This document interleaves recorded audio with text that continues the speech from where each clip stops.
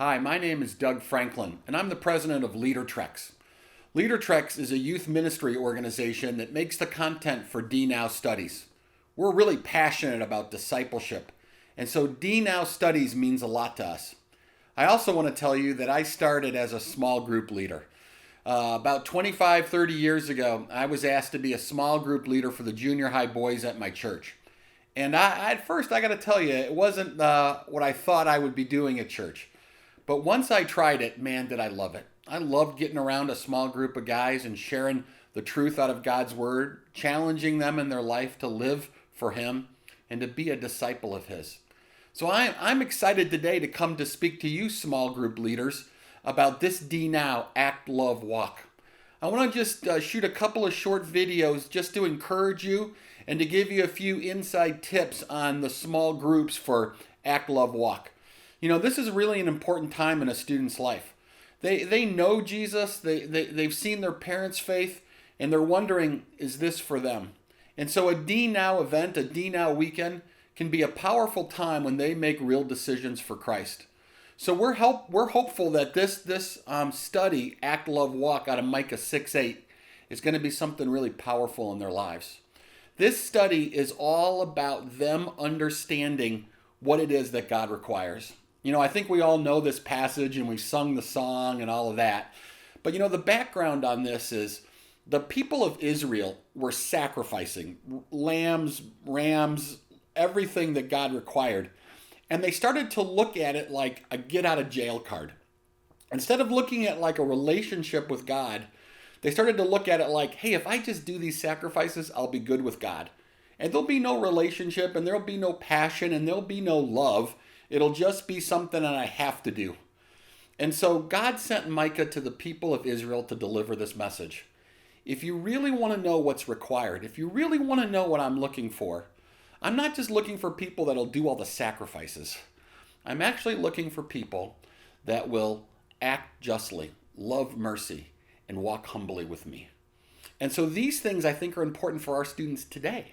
You know, our students are, I'll go to church, I'll check it off the list. Every maybe Sunday and Wednesday, I'll do the God thing and I'm done. And I think God has a message for them today. I want so much more than that. I want a relationship with you. And I want you to think about this. I want you to love righteousness. I want you to really act justly. I want you to love mercy. And not just the kind of mercy that says, have mercy on me, but the kind of mercy you offer to others. And I want you to walk humbly with me. I want you to be in a relationship with me. I want you to understand who I am and what I do in your life.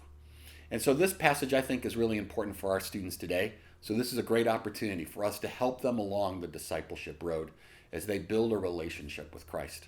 Now, in this very first session, I want to take a little extra time. This video is going to be a little longer because I'm going to kind of explain a little bit about the small groups and what's offered you.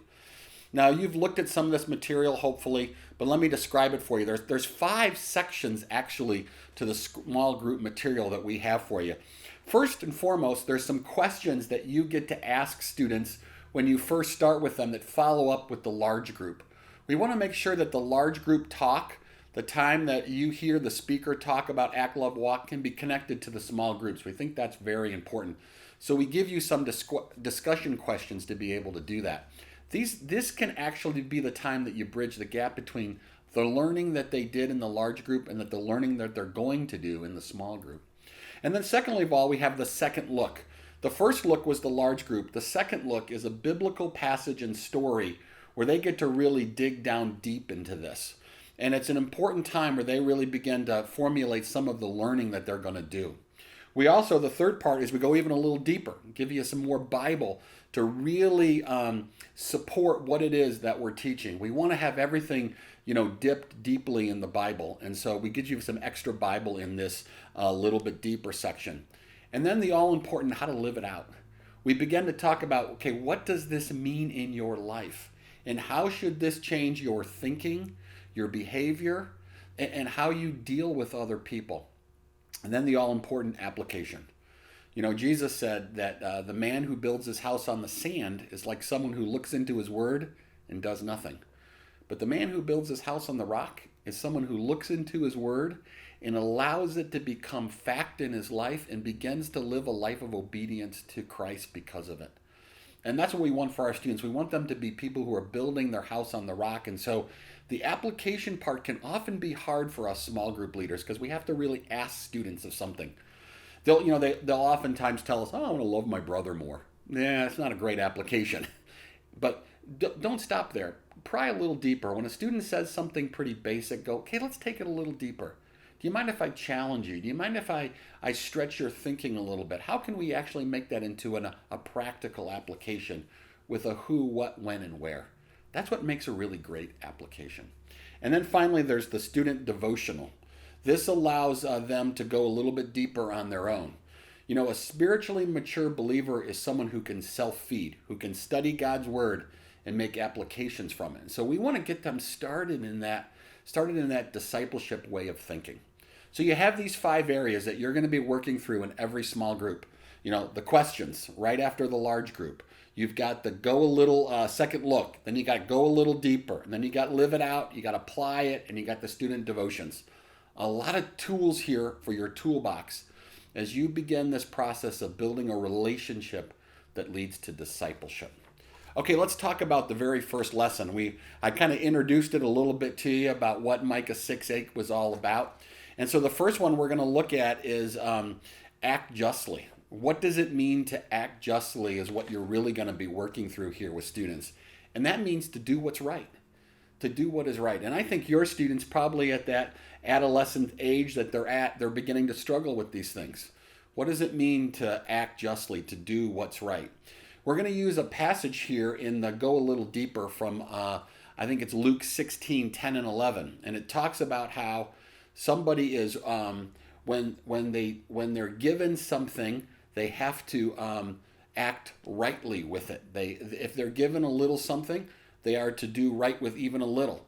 Because if they're given a lot, they'll also do right. If they do wrong with a little, they'll do wrong with a lot. And so this passage goes to explain that there's no gray area for students. There's not, well, at school I'll just do a little bad, but at church I'll do all good.